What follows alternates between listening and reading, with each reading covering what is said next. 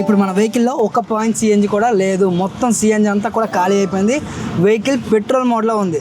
Petrol mode నుంచే 2 కిలోమీటర్లు travel చేసి ఇక్కడ వరకు అయితే వచ్చాను. నేను ఉన్నది రామోజీ ఫిలిం సిటీకి దగ్గరగా అయితే ఉన్నాను. ఇక్కడ సిఎన్జి స్టేషన్ అయితే కనిపించింది. సిఎన్జి ఫిల్ చేసుకుందామని చెప్పి డైరెక్ట్గా స్టేషన్కి అయితే వచ్చాను. బట్ చాలా వెహికల్స్ అయితే ఉన్నాయి. నా ముందు 10 వెహికల్స్ ఉన్నాయి. 1 సిఎన్జి ఫిల్ చేసిన తర్వాత ఎంత సిఎన్జి ఫిల్ అయింది అని చూపిస్తాను. ఆ సిఎన్జితో ఎన్ని కిలోమీటర్లు ట్రావెల్ చేస్తున్నామో అవన్నీ క్లియర్గా చెప్తాను. సిఎన్జి ఫిల్ అయిన తర్వాత మీకు చూపిస్తాను. మళ్ళీ దాదాపు గంట సేపు అయితే వెయిట్ చేశాను. సిటీ అవుట్స్కట్ లో కూడా గంట సేపు వెయిట్ చేశానంటే మీరే అర్థం చేసుకోండి ఎంత పెద్ద లైన్ ఉంది అనేది. సిఎన్జి కొట్టించాలంటే చుక్కలు కనిపిస్తున్నాయి. మొత్తానికి గన్ అయితే పెట్టారు. సిఎన్జి అయితే ఫిల్ అవుతుంది. ఇప్పటికీ 5 kg సిఎన్జి అయితే ఫిల్ అయింది. యాక్చువల్లీ సిఎన్జి ఫిల్ చేసేటప్పుడు సిఎన్జి బంక్ లో కూడా హై ప్రెజర్ ఉండాలి. హై ప్రెజర్ ఉంటే దాదాపు 8 to 9 kg సిఎన్జి అయితే ఫిల్ అవుతుంది. ఈ బంక్ లో ప్రెజర్ లేనట్టుంది. అందుకోసమే 7 kg సిఎన్జి మాత్రమే ఫిల్ అయింది. సిఎన్జి ఫిల్ అయిపోయింది కాబట్టి ముందు ఈ వెహికల్ ని ఇక్కడ నుంచి కాస్త పక్కకైతే పెట్టుకున్నాం. అంతకంటే ముందు ట్రిప్ మీటర్ అనేది రీసెట్ అయితే చేశాను. ఇప్పటి నుంచి ఎన్ని కిలోమీటర్లు ట్రావెల్ చేస్తాను అనేది క్లియర్ గా చూద్దాము. మొత్తానికి సిఎన్జి అయితే ఫిల్ చేసుకున్నా. సిఎన్జి కాస్ట్ వచ్చేసరికి 110 రూపాయలు అయిపోయింది. అరౌండ్ 7 kg సిఎన్జి అయితే ఫిల్ చేసుకున్నా. ఈ 7 kg సిఎన్జికి నేను పే చేసిన అమౌంట్ వచ్చేసరికి 787 రూపాయలు. 10 రూపాయలు ఎక్స్ట్రా అయితే ఛార్జ్ చేశారు. హైదరాబాద్లో ఎక్కడ సిఎన్జి ఫిల్ చేసుకున్నా ఎక్స్ట్రా 10 రూపాయలు అయితే తీసుకుంటున్నారు. ఎందుకు తీసుకుంటున్నారని అడిగితే ప్రెజర్ బాగా పెడతామన్నా అంటున్నారు. ఒక్క ప్రెజర్ పెట్టారు. 7 kg సిఎన్జి ఎక్కింది. ఎంటీగా ఉన్నప్పుడు 8 kg సిఎన్జి ఎక్కుతుంది. బట్ 1 kg సిఎన్జి అయితే ఎక్కలేదు. ఇప్పుడు చూద్దాం ఈ ఫుల్ ట్యాంక్ సిఎన్జితో, యాక్చువల్లీ ఫుల్ ట్యాంక్ కాదు, 7 kg సిఎన్జితో ఎన్ని కిలోమీటర్లు ట్రావెల్ చేస్తాము అనేది. ఈ మైలేజ్ టెస్ట్ అనేది కంప్లీట్గా మనం సిటీ లోపల చేయట్లేదు. గుర్తుపెట్టుకోండి, నేను సిటీ అవుట్స్కట్లో లాంగ్ వెళ్ళేటప్పుడు 1 ఫుల్ ట్యాంక్ సిఎన్జితో ఎన్ని కిలోమీటర్లు ట్రావెల్ చేయొచ్చు, సిటీ అవుట్స్కట్లో మైలేజ్ ఎంత వస్తుంది అనేది క్లియర్గా మీకు చెప్తాను. ఇప్పుడు కంప్లీట్గా ఏసీ కూడా ఆన్ చేసి పెట్టాను. ఈ రైడ్ మొత్తంలో కూడా ఏసీ ఇలానే ఉంచుతాను. ఏసీ ఎక్కడ కూడా ఆపను. నేను స్పీడ్ కూడా 80 to 100 అయితే మెయింటైన్ చేస్తాను. మరీ ఓవర్ స్పీడ్ అగ్రెసివ్గా అయితే డ్రైవ్ చేయను. ఎందుకంటే 80 to 100 డ్రైవ్ చేస్తే మైలేజ్ కూడా బాగా వస్తుంది. 120, 130లో వెళ్తే మైలేజ్ రాదు. బట్ ఒకసారి అయితే నేను మీకు చూపిస్తాను సిఎన్జిలో మనం టాప్ స్పీడ్ ఎంత వెళ్ళొచ్చు. ఎందుకంటే ఈ వెహికల్ ఆల్మోస్ట్ 1 lakh కిలోమీటర్ తిరిగింది. ఇప్పుడు ఈ వెహికల్ పర్ఫార్మెన్స్ ఎలా ఉంది అనేది మీకు చూపిస్తాను. మోస్ట్లీ 80 to 100 ఈ స్పీడ్నే మెయింటైన్ చేస్తాను. 80 కంటే తక్కువ స్పీడ్లో కూడా వెళ్ళను. ఇక మొత్తం హైవేనే కాబట్టి రామోజీ ఫిలిం సిటీ దాటామంటే ఇంకా ఎక్స్ప్రెస్ హైవే అయితే వచ్చేస్తుంది. మనం వెళ్ళిపోతాం చక్కగా. ఇప్పుడైతే 80లో ఉంది వెహికల్. ట్యాక్సీ బిజినెస్లోకి రావాలనుకున్న ప్రతి ఒక్కరూ ముందుగా కొనాలి అనుకున్న కారు 2 కార్లు. ఒకటి డిజైర్, ఇంకొకటి ఈ వ్యాగనర్ కారు. ఈ వ్యాగనర్ కారు గురించి ఇప్పుడైతే మాట్లాడతాను. తర్వాత లాస్ట్లో నేను నా ఒపీనియన్ చెప్తాను. ట్యాక్సీ కోసం వ్యాగనర్ కార్ బాగుంటుందా, డిజైర్ కార్ బాగుంటుందా అనేది. ముందు ఈ వెహికల్ ఇంజన్ సీసీ గురించి మాట్లాడదాం. దీని ఇంజన్ సీసీ కెపాసిటీ వచ్చరికి 1 లీటర్ ఇంజన్ 1000 cc అని కూడా అంటారు. ఓకేనా. దీని పిఎస్ పవర్ ఎంత అనేది చెప్తాం. పెట్రోల్ మోడ్లో మీరు డ్రైవ్ చేస్తే 65 to 67 PS పవర్ అయితే ప్రొడ్యూస్ చేస్తుంది. ఒకవేళ మీరు సిఎన్జి మోడ్లో డ్రైవ్ చేశారు అంటే 55 to 57 PS పవర్ ప్రొడ్యూస్ చేస్తుంది. పెట్రోల్ మోడ్కి సిఎన్జి మోడ్కి చాలా డిఫరెన్స్ అయితే ఉంటుంది. పెట్రోల్ మోడ్లో డ్రైవ్ చేసేటప్పుడు ఇంజన్ నుంచి నాయిస్ అనేది కొంచెం తక్కువగా వస్తుంది. ఒకవేళ సిఎన్జి మోడ్లో డ్రైవ్ చేశారంటే ఇంజన్ నాయిస్ క్యాబిన్లోకి ఖచ్చితంగా వస్తుంది. బట్ మిమ్మల్ని అయితే ఇరిటేషన్ అయితే తెప్పేదు. బట్ ఆ నాయిస్ ఏదైతే వస్తుందో అది లోపలికి అయితే వస్తుంది.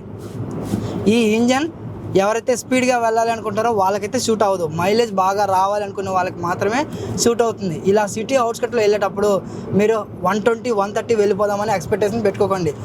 ఓవరాల్గా 80 to 100 స్పీడ్ వెళ్ళడానికి బాగుంటుంది.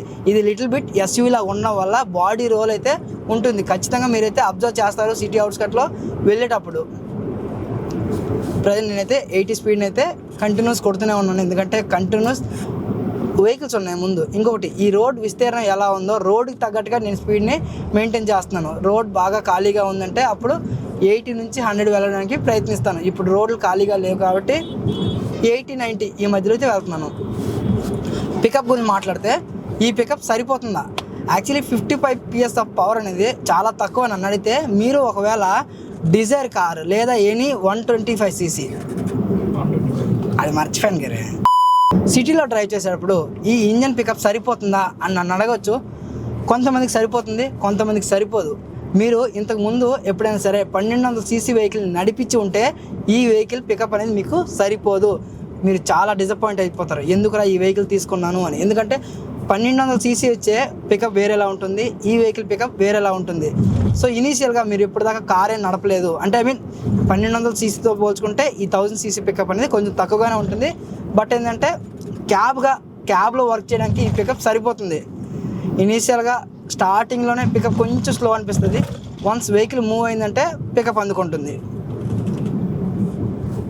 ఎస్పెషలీ వెహికల్లో లోడ్ ఎక్కువగా ఉన్నప్పుడు మీరు చాలా ఇబ్బంది అయితే పడతారు. అది నా ఒపీనియన్. నేనైతే ఇబ్బంది పడుతూనే ఉంటాను.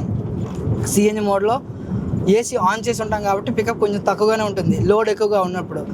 ఓకే, క్యాబిన్లో ఎవరు వ్యక్తులు లేరు, ఒక్కలే డ్రైవ్ చేసుకుంటూ వెళ్ళిపోతున్నారంటే సిఎన్జిలో కూడా ఈజీగా గుంజుకుంటూ వెళ్ళిపోతుంది, ప్రాబ్లం అయితే ఏమీ ఉండదు. ఈ వెహికల్ ఎగ్జాక్ట్ 1 lakh కిలోమీటర్ తిరిగేస్తుంది. ఈ 1 lakh కిలోమీటర్లో ఎన్నిసార్లు క్లచ్ ప్లేట్లు మార్చాము, ఎన్నిసార్లు టైర్లు మార్చాము, ప్రతిసారి సర్వీసింగ్ కి ఎంత కాస్ట్ పడుతుంది, దీని గురించి క్లియర్ గా చెప్తాను. ఫస్ట్ గేర్ బాక్స్ గురించి మాట్లాడితే గేర్లు అనేవి చాలా స్మూత్ గానే పడుతున్నాయి. వెహికల్ కొన్నప్పుడు ఎలా పడుతున్నాయో ఇప్పుడు కూడా అదే విధంగా గేర్లు అయితే పడుతున్నాయి, ఎలాంటి మార్పు లేదు. వెహికల్ కొన్నప్పుడు ఏ టైర్స్ వచ్చాయో అదే టైర్స్ తో ఇప్పటి వరకు మేము నడిపిస్తూనే ఉన్నాం. ఒక్కసారి కూడా టైర్స్ ని రీప్లేస్ అయితే చేయలేదు. మీ వెహికల్ కొన్న టైర్స్ లాంగ్ లైఫ్ రావాలనుకుంటే టైర్ ప్రెజర్ అనేది పర్ఫెక్ట్ గా మెయింటైన్ చేయండి. ఎక్కువ గాలి కొట్టేస్తే టైర్లు అనేవి పేలిపోయే అవకాశం ఉంది, బాగా తిరుగుతూ ఉంటుంది కాబట్టి. తక్కువ గాలి అయిపోయిందంటే పంచర్లు అయిపోయే అవకాశం ఉంది. ఇకపోతే ఈ వెహికల్ తో ఇచ్చిన బ్యాటరీ రీప్లేస్మెంట్ చేశానా లేదా?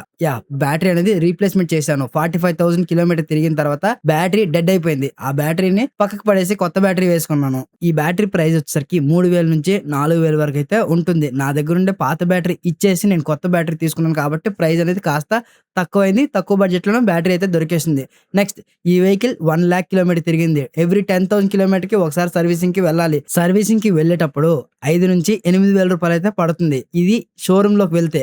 బయట చేపించుకుంటే ఎగ్జాక్ట్ 4,000 లోపలే అయిపోతుంది సర్వీసింగ్ కాస్ట్ అనేది.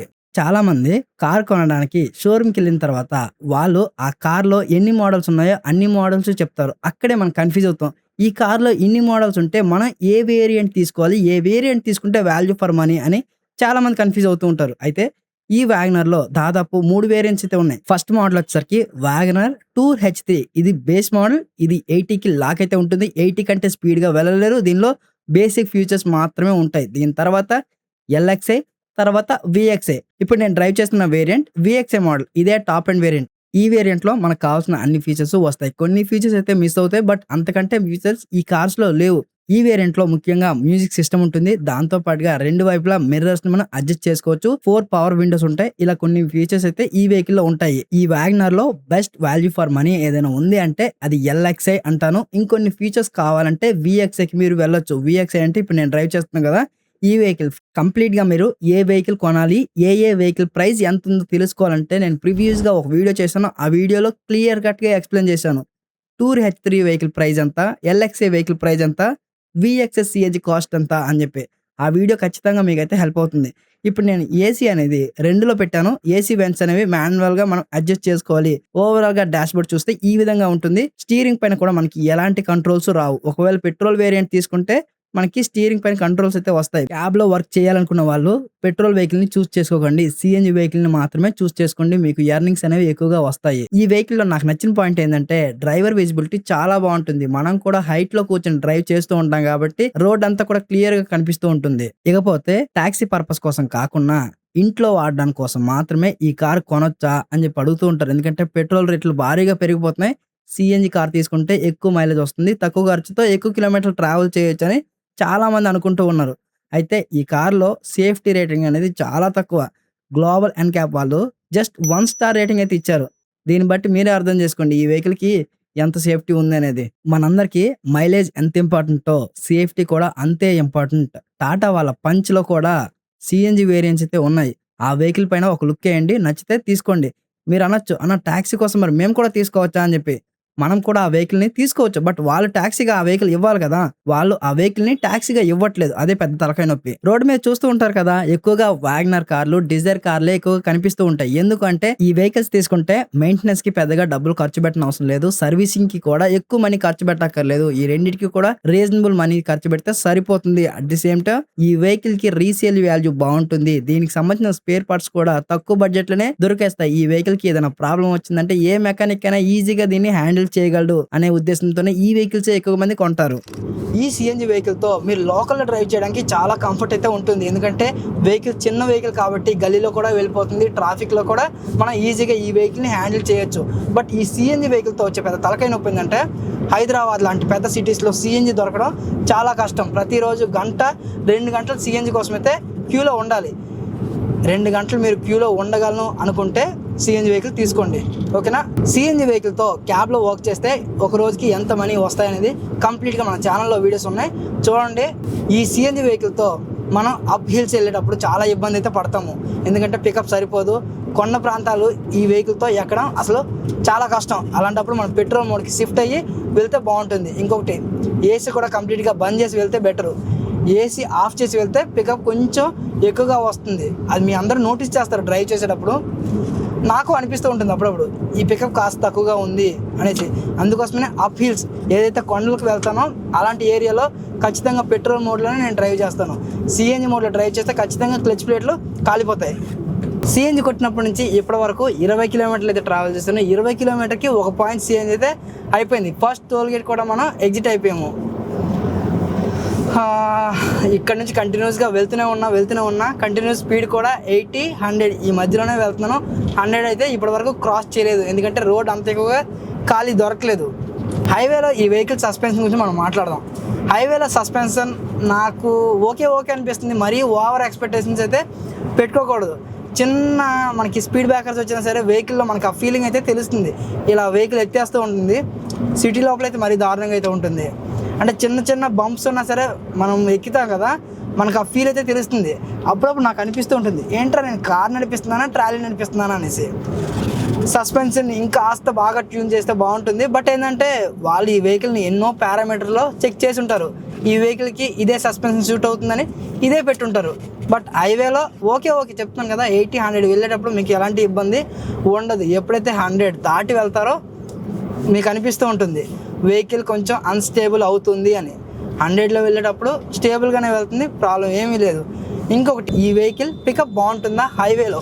హైవేలో పికప్ బాగుంటుంది, బట్ ఇన్స్టెంట్ పికప్ అయితే రాదు. రాకెట్ వేగంలో వెళ్ళిపోదాము అంటే వెళ్ళలేము.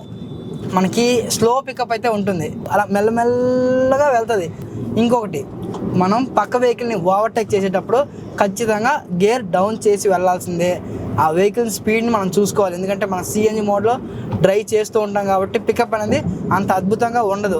ఖచ్చితంగా గేర్ డౌన్ చేసే వెళ్ళాలి. అదే స్పీడ్లో వెళ్ళిపోదామంటే ఈ వెహికల్ అనేది ఇనిషియల్గా పికప్ అయితే అందుకోదు. ఇది మాత్రం గుర్తుపెట్టుకోండి. సిఎన్జి ఫిల్ చేసినప్పటి నుంచి ఇప్పటి వరకు నేను 80 కిలోమీటర్లు అయితే ట్రావెల్ చేశాను. ఈ 80 కిలోమీటర్లో ఎక్కడ కూడా నేను ఏసీ ఆఫ్ చేయలేదు. కంటిన్యూస్గా ఏసీ 2లో పెట్టాను, అలానే ఆన్ చేసి అయితే ఉంది.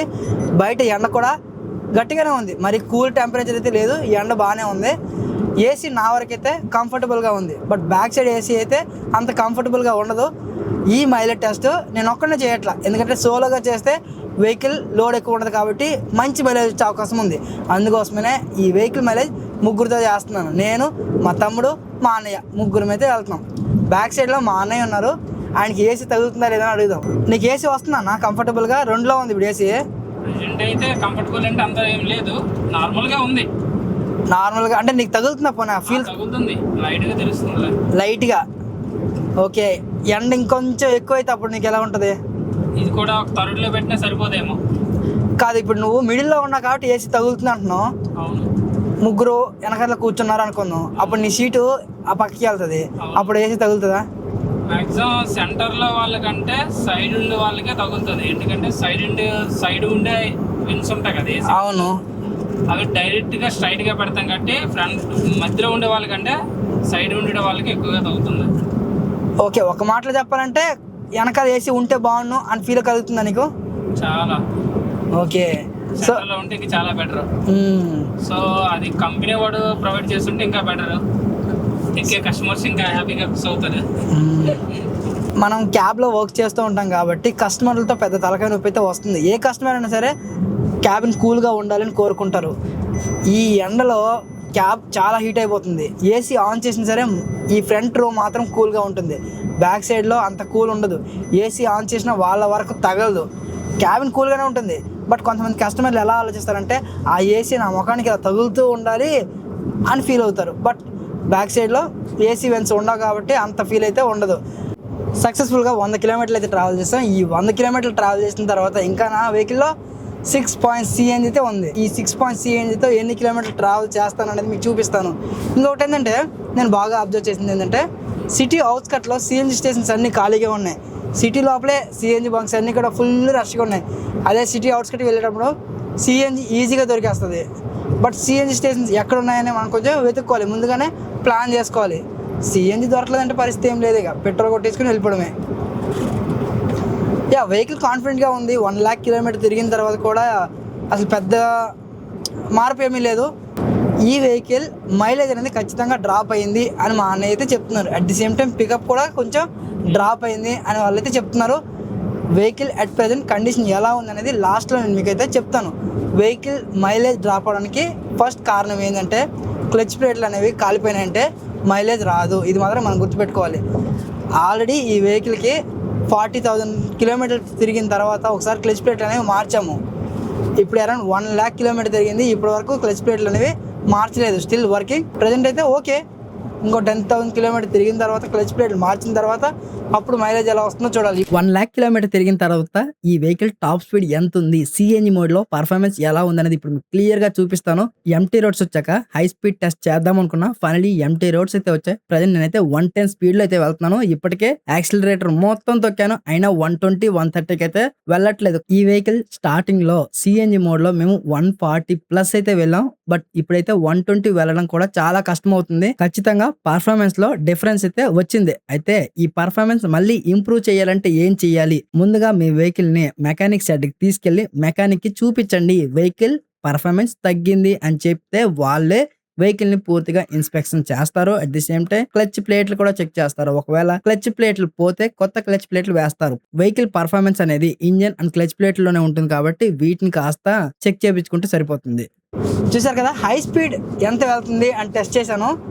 120ని క్రాస్ చేయలేకపోతుంది. అప్పటికే బండిలో వైబ్రేషన్స్ అనేవి స్టార్ట్ అయిపోతున్నాయి. 120 స్పీడ్ అంటే మామూలు విషయం ఏం కాదన్నా. 1000 cc అంటే టాప్ స్పీడ్ అంతే ఉంటుంది అని కొత్త వాళ్ళైతే అనుకోవచ్చు. లేదు భయ్య, నేను ఇక్కడ వీడియో ప్లే చేస్తున్నాను చూడండి.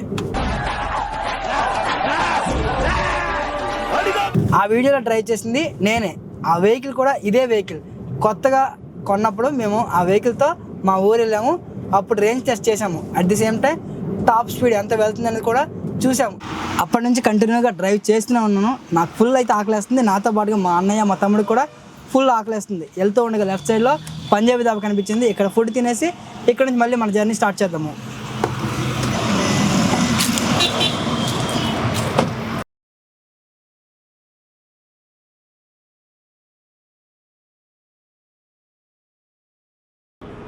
మీరు దాబాలకు వచ్చి బిర్యానీ కావాలంటారు ఏంటి?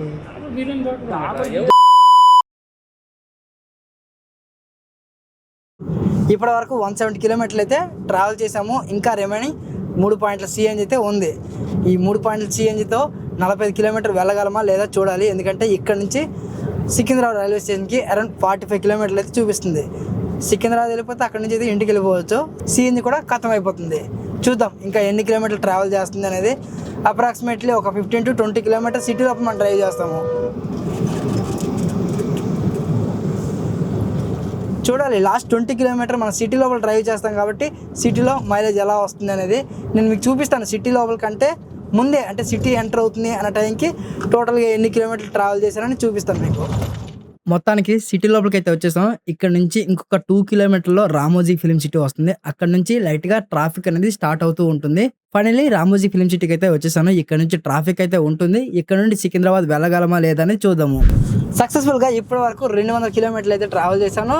ఇంకా రిమైనింగ్ 2 పాయింట్ల సిఎన్జి అయితే ఉంది. ప్రజెంట్ నాగోల్ ఫ్లైఓవర్కి దగ్గరగా ఉన్నాను. ఇక్కడ నుంచి సికింద్రాబాద్కి ఇంకొక 13 కిలోమీటర్లు అయితే చూపిస్తుంది. వెళ్ళిపోదాము. సో ఇక ఓవరాల్గా నేను వ్యాగనర్ కార్ తీసుకోవాలా, డిజైర్ కార్ తీసుకోవాలా అని చెప్పి కొంతమంది అడుగుతూ ఉంటారు. నేను నా ఫైనల్ డెసిషన్ ఏం చెప్తాను అంటే, మీ దగ్గర కొంచెం మనీ బాగానే ఉన్నాయి అనుకుంటే